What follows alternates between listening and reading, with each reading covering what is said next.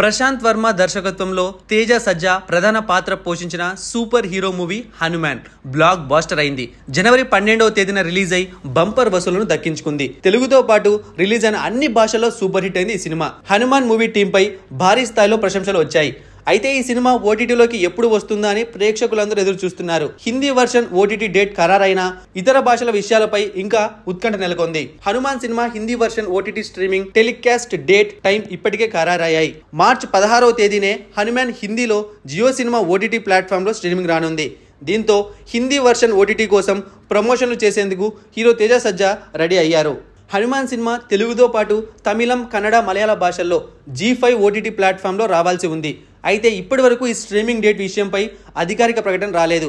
అయితే త్వరలో అనౌన్స్మెంట్ వస్తుందని దర్శకుడు ప్రశాంత్ వర్మ ఇటీవల ఒక అప్డేట్ ఇచ్చారు. ఇంకా G5లో స్ట్రీమింగ్ తేదీ ఇంకా వెల్లడి కాలేదు. మార్చి 15న లేదా 16న ఈ సినిమా G5లో అడుగు పెట్టబోతుందని తెలుస్తోంది. అయితే దీనిపైన ఇంకా అఫీషియల్ ప్రకటన రావాల్సి ఉంది.